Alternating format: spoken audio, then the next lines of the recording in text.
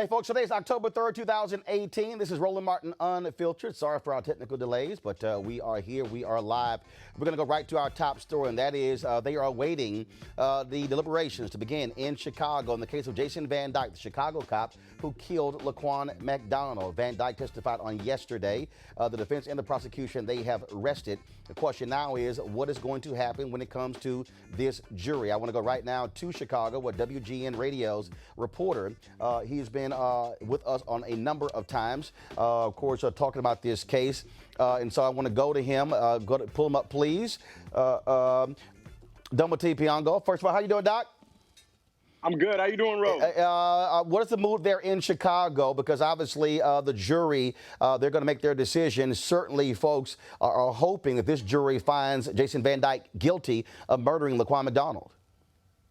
Yeah, people are on edge. And one thing that we talked about the first time we chatted about this case was about how he was charged with first-degree murder and 16 counts of aggravated battery. A lot of activists were concerned about that charge of first-degree murder by the former state's attorney, Anita Alvarez, because they thought he may be overcharged. The understanding was that by some attorneys, was that Jason Van Dyke didn't wake up that morning and decide that he was going to shoot Laquan McDonald, so that first-degree murder may be hard to prove. Well, in yesterday's trial, when Jason Van Dyke took the stand, a witness for the defense actually said something that didn't play into the defense's favor. It was a psychologist who said that Jason Van Dyke told his partner, Joseph Walsh, when he was on his way to attend to that shooting, that he said, well, if this guy is stabbing out police car tires, why aren't they shooting him? And he says, or why haven't they done anything? And he says, quote, we may have to shoot this guy. So he was saying this on the way to the shooting, and a lot of attorneys are really looking at that statement, seeing if that can make that first-degree murder charge stick. Another thing that the people are worried about as far as the direction that will be given to the jurors is whether or not they'll be able, even though he was charged with first-degree murder and those counts of aggravated battery, will they be able to give him a lesser charge of second-degree murder if they so choose? And again, of course, we know in the Michael Slager, the cop in North Charleston, South Carolina, who shot and killed Walter Scott, he went to prison, but it wasn't because of the murder charge. Of course, there was a hung jury there, and he went to prison. He pleaded guilty to civil rights violations. And have we heard anything from the Department of Justice that they are going to also potentially pursue civil rights violations against Jason Van Dyke? At this point, to my knowledge, we have not. But this is something that activists are really honing in on and talking about. They've also been talking about this consent decree, trying to figure out what's going to happen. You know, as you may recall, and you talked about it at length several while ago on multiple platforms, about the consent decree during the Obama administration. The previous attorney general recommended that some action be taken in the city of Chicago because of the actions of Chicago police officers. And Jason Van Dyke case, of course, was one of the linchpins of that whole discussion, but they're still hashing out between the city what that consent decree might look like. So from that aspect, those conversations are happening. I haven't heard anything in terms of civil rights charges, though, coming down against Jason Van Dyke. I think everyone is waiting to see how this will play out in the criminal courts. All right, Domate, we surely appreciate it, man. Thanks a bunch, and we'll be going back to you to see what happens in that case. I'm looking forward to it. All right, folks, I want to now go to Ohio, where a black police officer she was fired 2 years ago for posting comments on her Facebook page, a Facebook live stream, talking about police beatings in the aftermath of the Alton Sterling shooting in Louisiana. Nakia Jones, this is what she had to say when her son wanted her to know how does she feel as a cop about these shootings. If you are white and you work in the black community and you are racist, you need to be ashamed of yourself. You stood up there and took an oath. If this is not where you want to work at, then you need to take your behind somewhere else. I decided to work in the African-American community because I'm African-American and I wanted to make a difference. I'm a double minority. They would have got 2 hits from me because I'm African-American and I'm a female. I'm here because I wanted to make a difference. But how dare you stand next to me in the same uniform and murder somebody? How dare you? You ought to be ashamed of yourself. So why don't we just keep it real? If you're that officer that know good and well you got a God complex, you're afraid of people that don't look like you have no business in that uniform.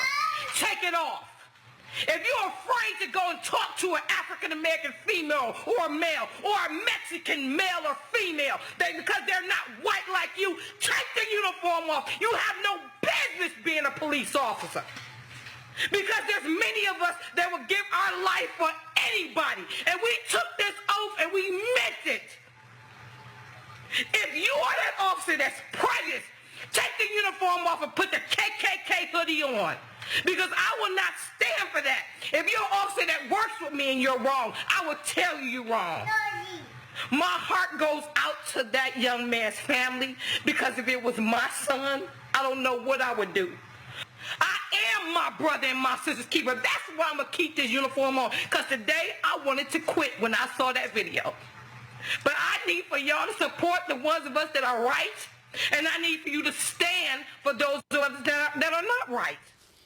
Folks, Nakiah Jones worked for the Warrensville Heights Police Department. She was later fired, basically for violating the sick leave policy. Joining us right now is her attorney, Ben Crump, as well as Nakiah Jones. Glad to have both of you here. First and foremost, Nakiah, I want to go to you. It's been 2 years since you were fired. Your husband is also a police officer. Is the police union, are they standing behind you? My union attorney is representing me. Unfortunately, our union guys are, I think, honestly, they're afraid of retaliation. So they're not doing everything they could do for me. It's almost like I'm out on a limb. And just to let you know, Mr. Martin, it'll be a year, October 20th. I got fired last year, October 20th. And I mean, so they're saying you violated a sick leave policy. What are they talking about? They're saying that I was out. I got into a car accident May 28th. I ended up being diagnosed with a concussion and a post-concussion syndrome. The department tried to force me back to work against doctor's orders. And when I did not return, they knew that I had been invited to do a church gathering speaking engagement. This was a year prior. They went on my Facebook page, saw the flyer, and decided we're going to order her back to work. I don't care what the doctors say. And when they tried to do that and I didn't, they said I violated sick leave policy, but I was out on workers' comp. I'm still out on workers' comp. I want to go to Ben Crump, your attorney. Ben, of course, there's an arbitration that's taking place, but you guys don't want to do that. You want this to go to the court, correct? Absolutely. The arbitration that is precipitated by the police policy with the union is very slanted for the police, Roland. And this ultimately is a First Amendment freedom of speech issue. Nakiah went on her personal Facebook page and she made this to her personal friends, 400 of them. Somehow they shared it with others, and it got seen, I think, now by 10 million people, because you see her heart in that video, all the passion, Roland. And we keep saying, especially in the Black community, where are all the good police officers when they see these injustices? Why aren't they saying anything? Well, Nakiah, she spoke up. She's a good police officer. And when her son said, "Mama, why are you all killing us?" that hit a core with her heart. And she made that passionate plea, Roland. And for that, they terminated her. And we have evidence that they conspired to terminate her. This sick leave dismissal is just a pretextual reason to try to say, we're going to shut you up. I dare you speak against the blue line. And that's what this is. And it's so interesting. You were talking about Laquan McDonough in the earlier piece, because those 13 officers, they lied, Roland, and we see that based on the video. And now when Nakiah tells the truth, she is fired immediately. Anita Alvarez, it was over a year before they even released the video of Laquan McDonough saying they're still investigating. So what this ultimately comes down to, Roland, is we have to support good police officers, good brothers and sisters who are in uniform, who take a stand against the obvious injustice. And if you look at the video for Alton Sterling, and the police officer says, "I'm going to kill you, you black," and then a minute later he kills him, Nakiah is absolutely right. That is murder. And our silence is betrayal, no matter if you're a police officer or you're anybody in the community. And that's what this is about, trying to silence us. Nakiah, do you regret making that video? No, not at all. And I actually talked to Cameron, Austin Sterling's son.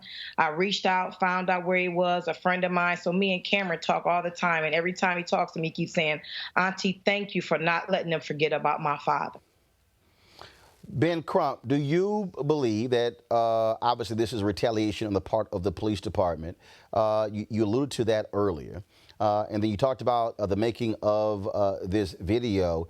Do you believe that this sends a chilling effect, creates a chilling effect for other officers out there who might want to say something? Pretty much what's happening here, it's saying, no, beware, we will come after you. Absolutely, Roland. And for everybody who's listening to Unfiltered today, we have to stand behind Nakiya, but also we have to stand behind the Constitution. She has a First Amendment freedom of speech. They had no social media policy. This is a direct violation of her constitutional rights, saying that you, Black policewoman, cannot express yourself. And if you do, this is what's going to happen to you. And this is more of a message for others, I believe, Roland. And that's why we have to be ready to take this matter to the Ohio Supreme Court if they refuse to let us not have any recourse other than this arbitration. And we have to be willing to go all the way to the United States Supreme Court, because never has there been a more critical time in America for women to have their right to be heard. And thank you so much, Roland, for getting this out, because mainstream media don't want to talk about Nakiya having her First Amendment rights to free speech. We are talking about all the Me Too stuff, but Nakiya is part of the Me Too as well. She has a right to express herself as a woman, as a mother, as a person who cares about her community. And that's why we have to take this all the way up. Nakiya, you also were invited to the White House to meet with President Barack Obama. Do you believe that that also is a factor in terms of your firing? Absolutely. Absolutely. I think that a lot of the men felt a certain way. They already felt like she got all this attention. Who does she think she is? And then when I got the invite to the White House, especially after the arbitration hearing everything, they didn't even want me to go to the arbitration. And the sad thing is, in my honest opinion, my chief or my mayor didn't want me to go. And they hold 1 second, Ben. And they told you not to go? They actually, when I called and asked to go, my chief gave me the runaround. He said, I need everybody's information so I can check it out. I gave it to him. I didn't get a call back. My cousin knows the mayor personally. He called the mayor about 8 o'clock at night, and the mayor was like, oh, yeah, she can go. But I believe in the beginning, like they said, they both said thumbs down because they could not prove that I got the invite, which is not true. Ben, go ahead. Yeah, Roland, I was going to say, also, she got threatened. Her fellow officers said that she deserves a bullet to the back of her head for making that video. And Ben, 1 second, Ben. When you say that, was that verbal? Was that written? Was that on a voicemail? Was it an email? Was it a social media? Where was that comment made? It was made throughout our police department, and actually it got so bad where some of the community heard about it, but it was on a little piece of paper in my mailbox that said, BITCH, you need a bullet to the back of your head. When I saw it, I just looked at it and was like, I can't believe this. In our roll call room, the only people that have access to our roll call room is police officers or the chief or something like that. You regular people can't go back. Then I got a letter that told me I was responsible for the 11 officers' death in Dallas, and I need to go get my Black Panther Party card. Then I got a real derogatory letter that they kept saying it's from a Black officer telling me to go get back on welfare, go back to East Cleveland and dance in the street with the cooties, told me I was disgraced. It just was really ugly. Ben, go ahead. And Roland, when they made those threats to her, what was really outrageous is her police department did not even investigate those threats. Wait 1 second. 1 second, Ben. You're saying that with all the things that she just said, the police department, those threats made against a police officer, there was no investigation whatsoever? None whatsoever. In fact, the chief response has been to tell her and her supporters that they should have been more responsible. So why should Nakiya have been more responsible in making a video that was private and answering the question for her children. That's the only response she has gotten. And Roland, that goes against all their policy when there is a threat made to a police officer. As many times as you and I, Roland, have been all across America, when they kill black and brown boys, they say it's because officers' safety, and they felt threatened. Now, what's more threatening than getting a note in your locker saying that word, you deserve a bullet to the back of your head? Certainly tragic there. Nakia Jones, Ben Crump, we certainly appreciate it. Ben, when is the hearing this week? The hearing is actually on the 22nd, and then we're trying to go to court.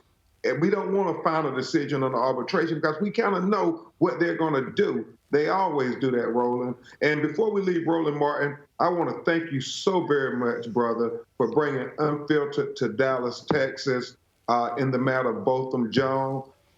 I mean, you really helped that community have a sense of empowerment.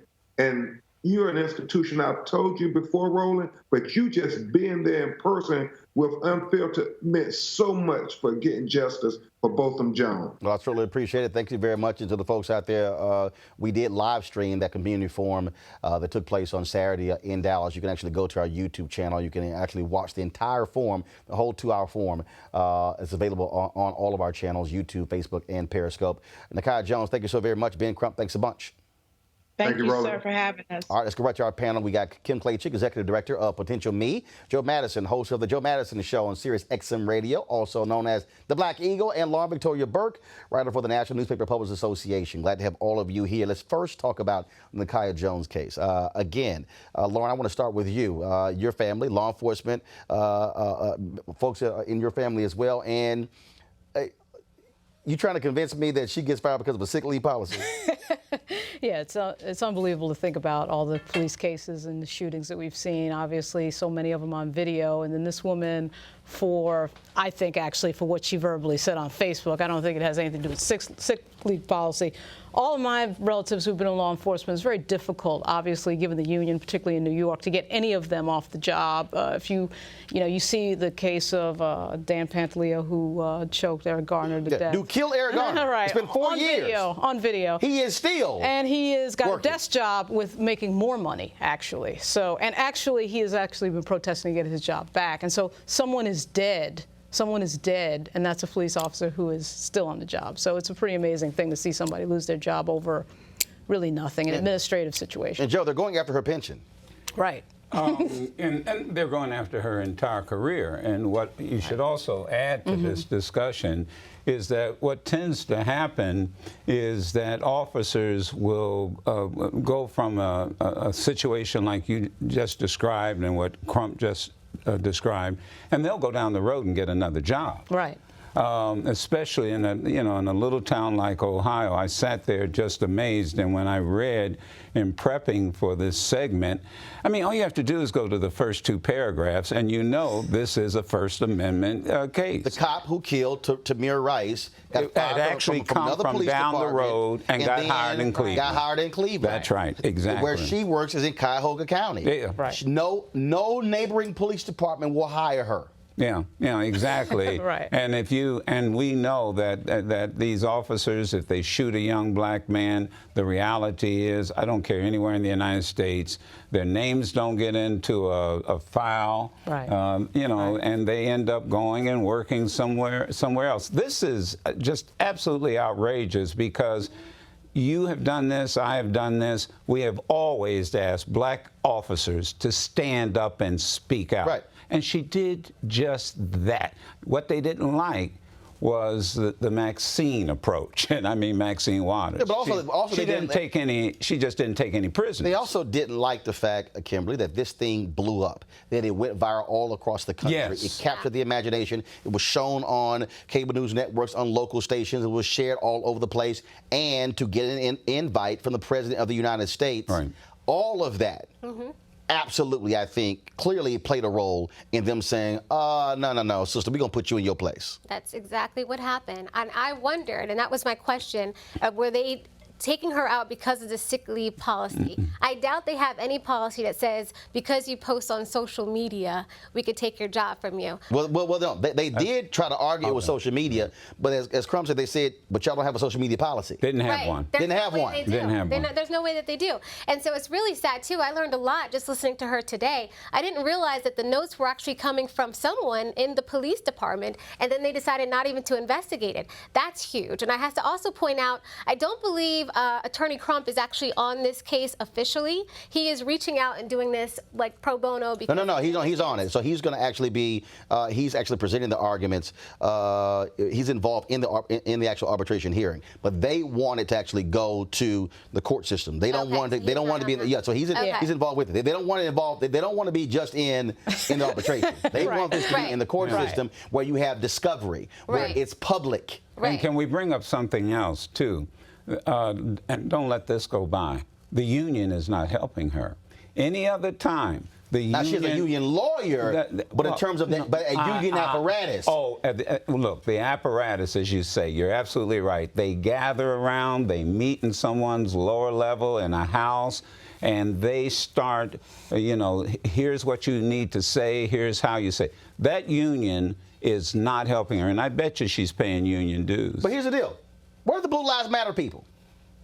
Where are the folks who love touting cops? You would think that would people. I really want to see, especially where the conservatives in this area, because again, this was a woman who was talking about the importance of the uniform, the importance of cops in communities. Where are they? It's amazing how they'll rally around the cops when in Cleveland they said we're going to pull the cops off the field because the players were kneeling or demonstrating the issue of police brutality. But I don't see them rallying around her. It's amazing how they're very quiet. They're not going to do it. It's always different. Yeah. It's like with the NRA when someone black, uses a gun lawfully, registered, et cetera, and the NRA doesn't say anything.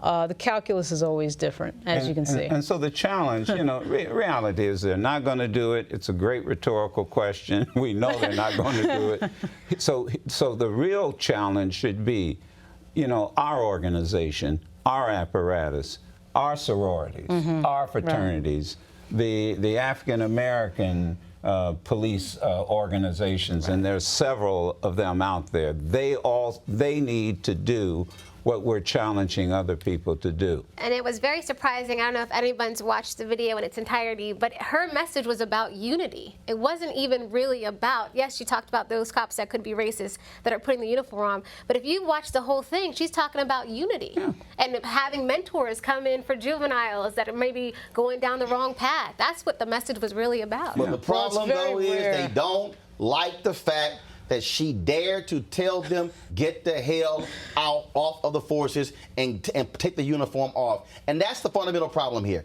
The problem here, again, with people who are the likes of Sean Hannity and Fox News and these radio talk show hosts who are conservative is they don't want to call out these thug cops. They don't want to say jack about the cops in Chicago with Laquan McDonald who erased that video at Burger King. They don't want to say anything about how he lied by saying Laquan McDonald was charging him when in fact he was actually running away from him. See, they don't want to call him out. See, they want to rise to the defense. When you heard Megyn Kelly say, oh, hands up, don't shoot, that was all a lie. Okay, but you don't hear jack about Terrence Crutcher, who had his hands up, who was walking slowly, yet he's still up dead. And that, to me, shows the hypocrisy because what it speaks to is they want to say, we're going to protect you at all costs. We're going to say, oh, a few bad apples, but they don't want to own up to the racists and the bigots who are there and to call them out as well. Fox News is always trying to racialize everything and make everything black against white and make it a right against wrong argument. Oh, hell yes. And they do with policing and Justin all the time. No. I don't think you can even remotely compare the two because, again, when you have Tucker Carlson going on every night basically caping for white nationalists, and all of a sudden you aggrieve white men as if, oh my God, they've been so hurt by what's happening in America. No, that's the game here. And all of a sudden you finally are having these white columnists who are finally waking the hell up about this white male privilege, which we've been saying for so long. Let's not forget, I'm sorry to interrupt, let's not forget what you really said. They ignore it. And there's an old adage, that which you ignore, you empower. And that's exactly why they're ignoring it, because it really empowers these racist officers to do it. Show me how much coverage Fox News is doing on the Jason Van Dyke trial. No. None. Show me. I mean, really, the breaking point for them really was Walter Scott, because the Walter Scott shooting was an absolutely in cold blood, in the back shooting, and even like Lindsey Graham and Tim Scott had to come out and admit that this was a shocking event, and even Fox News went stone silent on that, and that was one of the most sort of obvious examples of just an unjust police shooting on tape. You know, I mean, we can analyze Fox News all day long and all night long. You know, they should just take away the word news. Right. Fox News has and always has been propaganda. They were created for the purpose of propaganda. Excuse me, I knew Roger Ailes. You know, I know what they attempted to do when they put it together. Now we're how many years? A couple of decades ahead. Right. But their whole job was to have a network that went to the other side of the political policy debate. And that's what they designed themselves And let me show you. So I just went to foxnews.com and I typed in Laquan. No. I want you to. I want you. No, facts are facts. But I'm gonna read you. Matter of fact, do me a favor. Bring me the. I need the HDMI connection here because I need you to see this because I'm proving with receipts. Okay, and then we can go to CNN.com. No. Hold up. Now you want to go there? You don't want to go there. You don't want to go there. No. You don't want to compare. Hold up, Kim. You don't want to compare. Okay, Kim. Black and white people against each other all the time. Hold on, Kim. Hold on. Just go there. Henry, go to my iPad. Just go there. Yeah. No, I gotta go to CNN. Go right to what CNN. I did is I went to foxnews.com. Typed in Laquan McDonald. The latest, Chicago officer testifies in Laquan McDonald murder trial. The latest, expert explains PCP effect on Laquan McDonald. Judge denies change of venue bid in Laquan McDonald trial. Cop accused of killing Laquan McDonald, I'm not racist. Trial of Jason Van Dyke, Chicago officer accused of murdering Laquan McDonald, begins with jury selection. Chicago police officer believes Laquan McDonald murder charge is political, I'm not a racist. Chicago judge slaps white cop on trial for Laquan McDonald murder with 2 G5 for violating gag order. Prosecutor, November 14, 2017, no more indictments in Laquan McDonald shooting. I don't see any stories on foxnews.com where the prosecution put on their case. Not one. What I see. Like Hold on. Wait. Kim, wait a second. Kim, wait a second. See, first of all, Kim, this is why you shouldn't be defending nonsense. Here's the piece. Okay, I'm not defending nonsense. Kim, I'm proving something. You're putting words in my mouth. No, I'm showing you. No, because you start caping for Fox News. I'm showing you something. Ahead. You go from the cop accused of killing Laquan McDonald, I'm not racist, to judge denying a change of venue, September 17th. 10 days go by. The latest, expert explains PCP effect on Laquan McDonald. They completely skipped over the prosecution putting the case on. Completely skipped over the inconsistencies in Jason Van Dyke's testimony. Completely skipped over it. Now, you said, let's go to CNN. We're going to do that. So I'm going to go to CNN.com. And let's look at all the stories. No. Let's look at the stories where they're purposely pitting black and white people against each other. No, Kim, that's cute. Okay. But I'm going to so we're just going to type in one case. No. I'm doing an apples to apples comparison.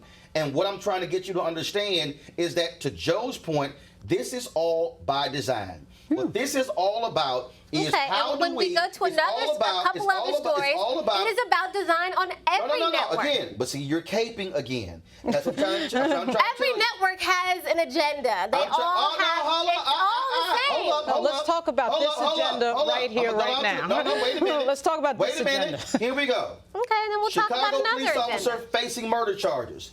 Laquan McDonald's family wants peace, no matter the outcome of trial for officer who killed him. Attorneys give opening statements in trial of Chicago officer charged with killing black man. Partner of Chicago police officer on trial for murder said victim was a threat. Chicago police officer testifies about fatal shooting of Laquan McDonald and says team kept advancing toward him with a knife. What we learned from Chicago police officer Jason Van Dyke's testimony. Defense rests in Chicago officer's trial in Laquan McDonald killing.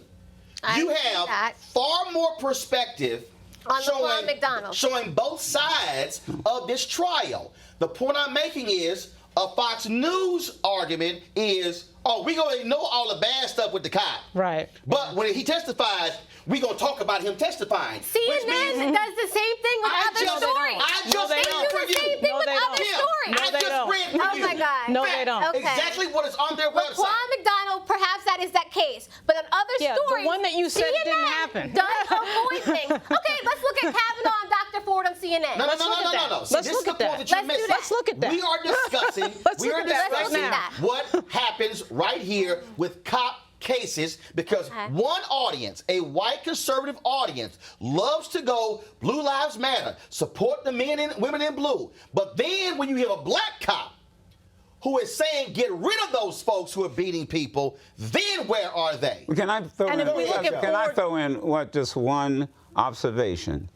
Fox News has not done what Roland Martin's show did, or Joe Madison's show did, or what Crump just said.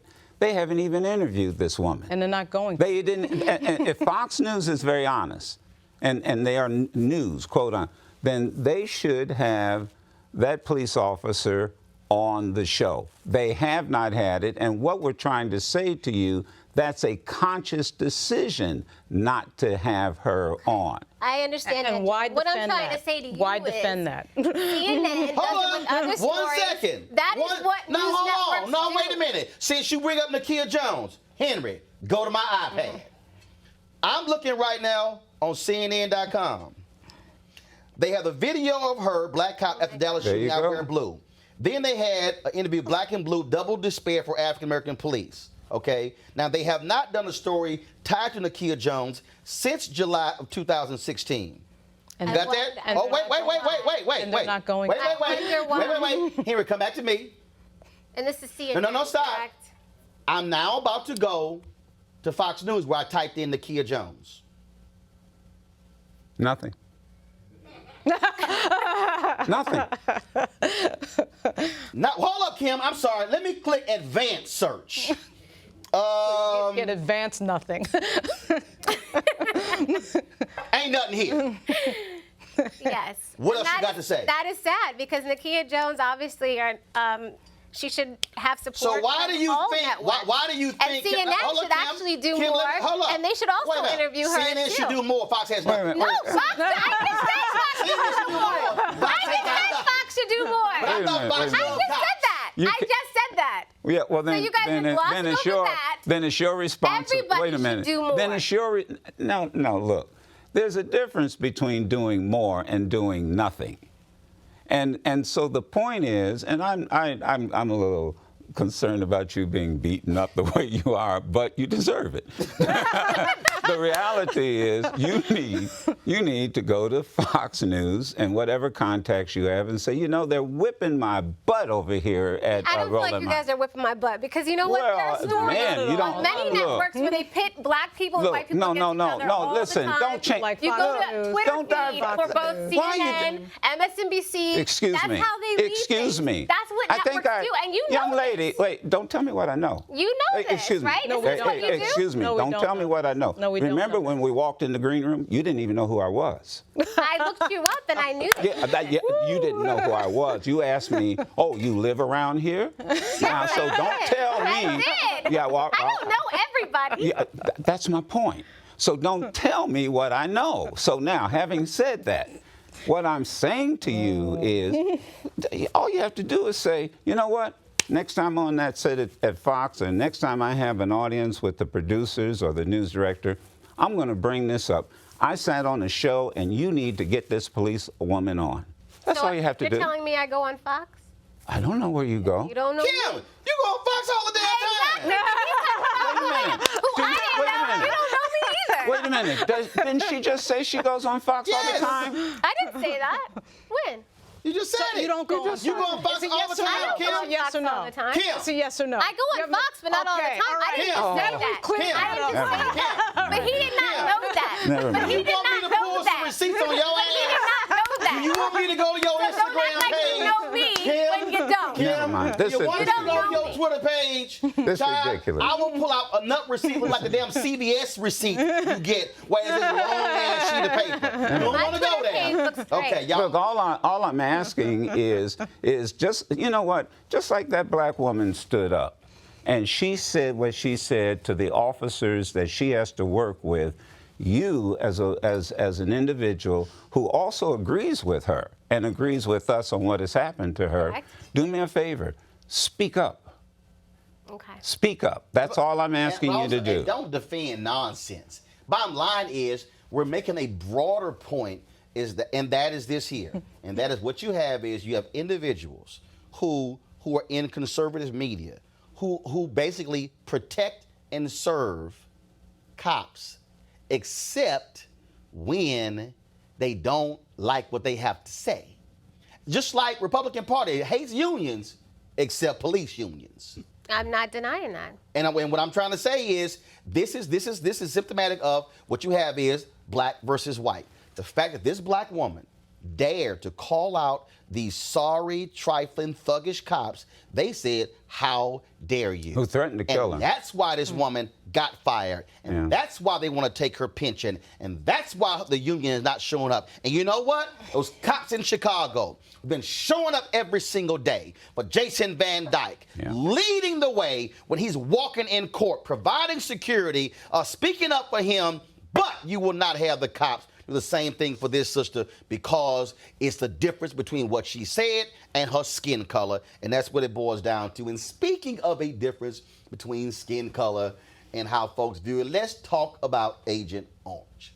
Now, yesterday, Donald Trump, he decided to make a comment about these young men who are being wrongfully accused of crimes. Now, all of a sudden, the context of that really was Brett Kavanaugh, okay? A privileged 50-something-year-old white man who was just saying, I didn't do it. Yet, Donald Trump was the one leading the charge and talking about the Central Park Five. And so today at the White House, two black reporters questioned Sarah Huckabee Sanders about this very issue of the Central Park Five and what Donald Trump had to say. And this is how she responded. President Trump talked a lot yesterday about this issue of being concerned about men being guilty before being thought guilty before proven innocent, and this idea of due process. But in the past, with the Central Park Five, he put out an ad basically calling for the death penalty before they had been found convicted, and even after they were exonerated, he still basically said that they may be guilty. And even as president, he has talked about presided over rallies where people say lock her up, talking about Hillary Clinton. So I guess, is there a disconnect between when the president is interested in due process for some, but not for others? Not at all. The president actually encouraged the Senate to hear Dr. Ford's testimony in the same way he encouraged them to hear Judge Kavanaugh's. He is simply stating the fact that we are a country of law and order. We are a country that still believes that you're innocent until proven guilty, and we want to see that process go through in its entirety, and it should be on a fair playing field. That's simply the only point he's making. He said the Central Park Five was guilty. Yes. And does he feel that now? I'd have to look back at the specific comments. Dave. But that's the real question. In the midst of this, the president has taken this moment. Dave, go ahead. The president has taken this moment to say that he's been affected personally by all of these allegations, and he's picking and choosing, just as this question was. He said that the Central Park Five was guilty, and then he has made Bill Clinton guilty. Has he decided to change his mind on the Central Park Five as they have been exonerated? It's interesting that you bring up Bill Clinton. Nobody wants to hear those accusers' voices be heard, but you're certainly happy to hear all the others. Dave, go ahead. The president had them at the debate. I've addressed this. I don't have anything else to add. Dave, go ahead. Is he still talking to them? Sarah, several times. I'm sorry, did anybody hear an answer to the Central Park Five? Did you actually hear? She can't answer because it's the depths of hypocrisy from this president that he stands up there and wants to talk about, what's so sad about it is that his underlying point is actually accurate. He is just, of course, the entirely wrong message for it. But this president, when it comes to Yusef Salaam and Antron McCray and Raymond Santana and Kevin Richardson and Corey Wise, he doesn't know anything about what it really means to be falsely accused of something. So the fact that he's brought this up in this context when it comes to Brett Kavanaugh is, of course, the height of irony. He took out a full-page ad in the New York Times to declare that these guys should have gotten a death penalty. We had absolutely no idea what he was talking about. But unfortunately, I do have to say I agree with the president in some ways, because in this moment, men are assumed guilty when it comes to a Me Too accusation. It's very difficult to exonerate yourself in this situation. Henry, he's just the wrong person. Henry, go to my iPad. This story here, folks, this is NBC News website from October 2016. Headline, Donald Trump says Central Park 5 are guilty despite DNA evidence. And Donald Trump issued a statement to CNN, Kim, to CNN, Kim. This is what he said, quote, they admitted they were guilty.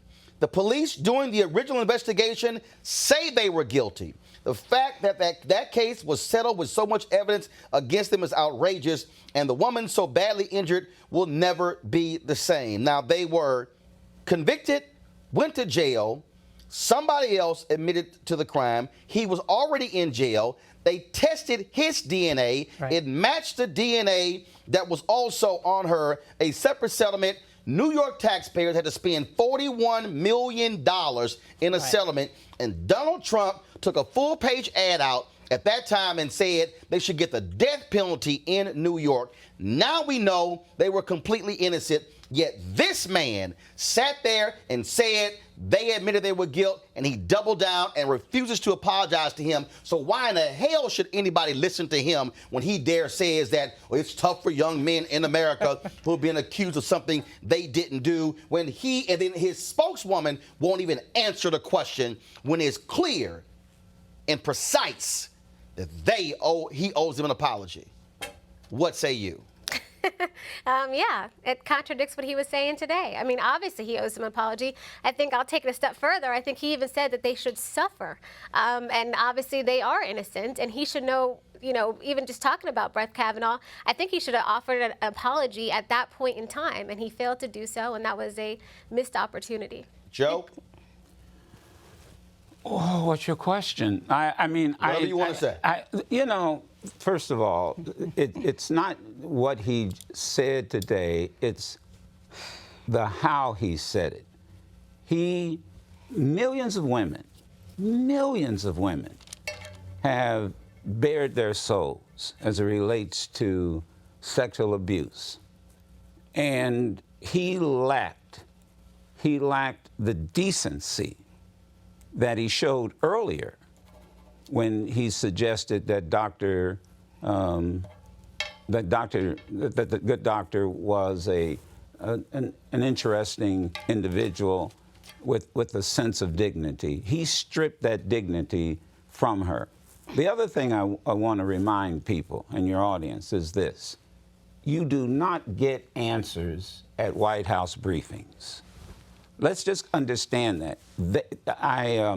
We have an individual who is the president of the White House Correspondents. Mm-hmm, right. And he said on my show, Roland, you don't get answers at the White House briefing. All you get are briefings. And and you hit it. She ignored that question. She didn't have an answer. She wasn't going to have an answer. And if she had given the answer that you gave, and that I'll give, and that you'll give, she would have probably been fired by Donald Trump before she could get back to her office. Here we go to my iPad. I want to show people this. That's the ad, ad that Donald Trump took out. Bring back the death penalty. Bring back our police. Yeah. And in this ad, you have all of this here, where he rips them and says, yes, this is what he says. Yes, Mayor Koch, I want to hate these murderers, and I always will. Yeah. Right. I am not looking to psychoanalyze or understand them. I'm looking to punish them. If the punishment is strong, the attacks on innocent people will stop. I recently watched a newscast trying to explain the anger in these young men. I no longer want to understand their anger. I want them to understand our anger. I want them to be afraid. If anybody should be, crazier, if anybody should be psychoanalyzed, it should be the President of the United States. And there have been people who have done it from a distance. They've all come up with the same thing. Listen to what he just said. Even before he was president, even thought about being president, he's watching the news. You know, we cannot have a president govern by sitting up watching the news unless he's watching this program. But I mean, the reality is that he hasn't changed. And I think one of the mistakes I think we make in this country is, you know what, we give this man too much attention, too much credit. I know he's president of the United States, but the reality is, I think most people now have seen what New Yorkers have known for decades about this man. That's what I was going to say. As somebody who grew up in New York, you know, that thing that you just read, Roland, when I was a kid, I remember him being on TV voicing the exact same words from the ad. But, you know, we in the press make a huge mistake giving this guy a bullhorn, not realizing he's going after the First Amendment, right? And he has no respect for the First Amendment. He has no respect for our Constitution. And we end up effectively assisting him in his communication strategy by putting his nonsense out there.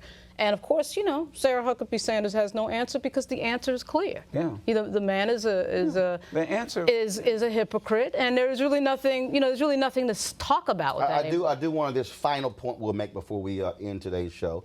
Here we go to my iPad. I want you to see the New York Times did an 8,000-word, 8-page investigation on the finances, the taxes of Trump and his family. The headline, Trump engaged in suspect tax schemes as he reaped riches from his father. It details with not opinion, 1 million to 60 million.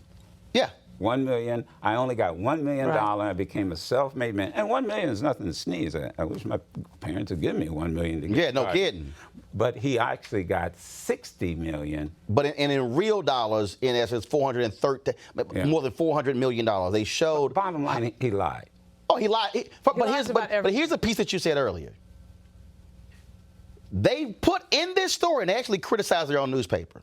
One of the earliest stories the New York Times did on Donald Trump, where he was riding around in this silver limousine paid for by his daddy. That he had $200 million, and the Times printed it. And the reason that man is sitting in the White House now is because national media sucked up to Donald Trump. And they believed the lies. And they let that man go on television presenting himself as this great businessman, which was a lie. That which you ignore, you empower. And let me tell you something, Joe. And they've empowered him all the way. And I'm going to tell you this here. When I was at CNN, I remember Wolf Blitzer used to always interview Donald Trump. And I went to one of the bookers, Stephanie Katubi, and I said, why in the hell do y'all keep putting Donald Trump on? And it was like, oh, every time Donald comes on, we get great ratings. I said, go talk to real CEOs, people who have real companies. And let me tell you something. We were on, this is when he was coming on Piers Morgan that night. And I was on CNN. And I was on one of the daytime shows, and I think it was, I forgot the anchor who was on. And I said this. I said, anytime Donald Trump comes on CNN, we should run a crawl at the bottom that says, for entertainment purposes only. I got an email from Ken Jouts, the executive vice president of CNN, telling me, do not criticize Donald Trump when he is coming on CNN. And I said, hell no. And that, you know, he did. And that night, when Obama was giving some speech, and I think it was I think it may have been a joint session of Congress, it was something dealing with taxes or something along those lines, the economy. Donald Trump was on Piers Morgan's show.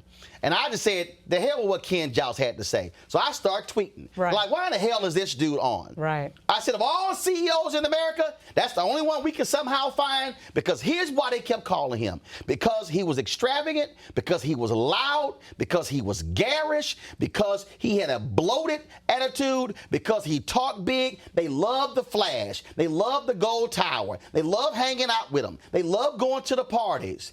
And it was national media. It was a New York Post, the Daily News, the New York Times. It was a New York Observer. It was CNN. It was. I can go down the line. All of these networks. But get to what Les Moonves said. Putting him on. Get to what Les Moonves said. He's making them money, and Donald Trump understood that from the very beginning that he was making the media money. In New York, where we have the two major tabloids, which in their heyday, with 1980s, 1990s, Daily News and the New York Post, he knew that that was a symbiotic relationship. He was making money for them. Moonves said it. And you get this quote. I play it almost once a week. Donald Trump may be bad for, now this is what he said, yes, he president, bad for America, but he's good for CBS.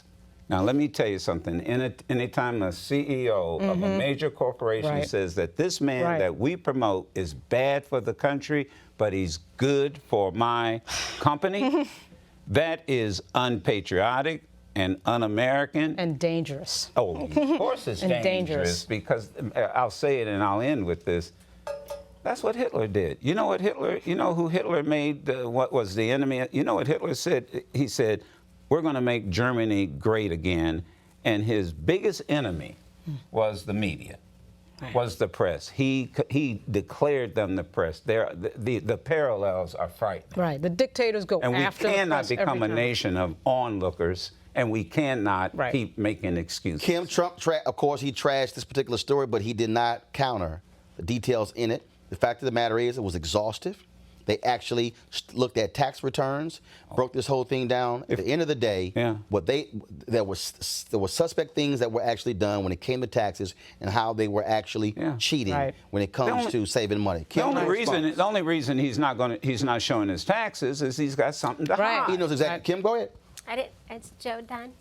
No, Joe done. Oh, I'm never done. Also think about that the time period. I mean, just that amount of money right now is a lot. Just think about then. But yeah, so you know, you could say a lot about President Trump. You know, I know a lot of people do not favor him at all, especially in the GOP, and that's how it goes. The sad part is he's a master manipulator that unfortunately so many in the press have fallen for. That part is the press's fault. The fact that he's able to manipulate to that level and get away with it and not be called on it is the fault of many in the press. But speaking of that, so there was a panel the other day. Ted Koppel, longtime anchor on ABC Nightline. Brian Stetler, of course, the media reporter from CNN, was on the panel as well. And this whole issue of Trump and the media and ratings and all that good stuff came up. Receipts. Henry, go to my iPad. We've left out a key word. Yet everybody here keeps talking about ideology and politics. Money. Money. Money. Money. Donald Trump has been very, very good for baseball. He has been wonderful for the industry. Your boss acknowledged as much a number of months ago during the campaign. Les Moonves. Donald Trump, huh? It was Les Moonves who acknowledged it. Les Moonves also acknowledged it, but so did the head of CNN. But that means what? If ratings are up, that means what? The ratings are up. It means you can't do without Donald Trump. You would be lost without Donald Trump. Well, that is what he says. Ted, you know that's not true. CNN's ratings would be in the toilet without Donald Trump. You know that's not true. You're playing for laughs. You've lived through enough presidencies to know there will be more presidents. What were the ratings before Trump and what are the ratings now? I would say we might be up 20, we might be up 30%, we might be up 40%. If we go back down 40%, that's okay too. Well, it may not be okay. Of course it is. No, but hold on. I reject the premise that these networks are making so much money off of Trump and thus we benefit from it. Tell me for a moment, if you will, let's get away from CNN then, all right? Sensitive subject. No. Let's go to MSNBC. Is there a moment of the day when they are not focusing on Donald Trump or some intimately related subject? It is essentially, I know every once in a while. You know, if the number of people who died in Indonesia gets up to 1,000, they'll give it a mention or two. But by and large, the only news that's covered, program after program after program. Ted, I have to interrupt. With the same guest. Ted, yes, please. But you've got to admit, an awful lot of what Trump does in the course of a day is news. Yes, of course. And so whether you're an MSNBC or CBS or ABC, you're going to cover him. Yeah. Receipts? Ted with the receipts? As somebody who worked around Ted Koppel, ABC News, I've never been prouder of him as in that moment. I mean, that was telling the truth. And when you tell the truth like that, you saw how nervous everybody got. It's accurate. The ratings are off the hook. Everybody knows that. Because, and I said this, and I said that media executives absolutely wanted Trump to win because they knew it was going to be a crazy, deranged reality show every day. They knew he was going to say crazy stuff. That's why when he was running, they would sit there and they would show empty podiums waiting for the circus to begin. That's why every single one of those networks went against their own policy and allowed him to call in. We all have done national television. We all have done national television. If you are a candidate and you want to come on, you got to bring your ass to a TV studio, or you got to send a live truck. Oh, you can call in. He called in Roland Joe. He called in Fox and Friends. He called in CNN. He didn't have to come in. Hey, Doc, Hillary Clinton could not have called in as much as he did. That's right. Years ago, and here's the term that a program director came to me and said when I first started in talk radio. We are now doing something called infotainment. Yes. Right. And we asked, what is infotainment? And infotainment is trying to find information but presenting it in an entertaining way. Right. And that is, so when newsrooms, and some people don't remember this, they were not profit centers. No. The entertainment channels were your profit centers. Newsrooms had to deliver the news. And again, Roland and everyone else, every morning I'm up at 3:30. And I know what I'm going to do in the morning. You prepare your show. You've got producers. Donald Trump takes the air out of everything. Right. I'm not saying that you don't cover what the president does, but every tweet should not lead a news cast. And he gets it. He gets the power of what it is to talk in sound bites, to talk in a sort of market-friendly way. Donald Trump totally understands that. And what the media needs to understand is that we're being played. The media is being played. You're being played. Every single day. Kim, go ahead. I also want to say I think President Trump actually made a lot of careers. I think on Twitter all of the time, I'm always explaining to people the difference between a media personality and a journalist. I agree and with a that. lot of people don't seem to get it and understand it. So whose careers he made? Let's see. There's a lot of people. Who? Well, there's a lot of books out there that. Well, Diamond and what's her name? Diamond and Silk, definitely. First of all, look, the police officer. That's polyester cubic zirconia. I mean, you know. The police officer, Sheriff Clark. Look, you know how long those Paris Denard would not have existed on CNN without Trump. I said Paris would not have existed on CNN. Okay, first of all, Paris Denard, the only show Paris Denard could do was News One Now on TV One. Actually, Paris should be sending me a check. Because people got the CNN job. But I mean, these people who get booked only to defend Trump, their careers were, of course, forwarded by him. And not only that, and let me go ahead and say this now so we actually have it on tape. The next Democratic president, I don't want to hear a damn thing from nobody at Fox News if somebody who's black in the media is advising a Democratic president. Oh, I know. After Sean Hannity. When you got Peter Hegseth and Kimberly Guilfoyle and Lou Dobbs and Sean Hannity and Laura Ingraham literally, y'all, not talking to him through the TV. But literally. Thinking about applying for jobs. No, weighing in on public policy. When he's in meetings, I don't want to hear a damn thing. If you have somebody else and they decide to call up Joe Madison, Joe's like, hell yeah, why don't y'all go and hire so-and-so and so-and-so? Don't criticize nobody else. Because they see, we going to put. They crossed the line with that one, yeah. We're going to pull out receipts on your ass. Just letting you know. All right, final comment. No, I'm good. You know what? I just echo what Joe said. I mean, he does take the oxygen out of things, and he knows how to take the oxygen out of things. But it's a symbiotic relationship. Got it. He can't do it without the press assisting him. All right, folks. We can't become a nation of onlookers. Right. And that he's 70+ years old. He's not going to change. Right. But it's up to us.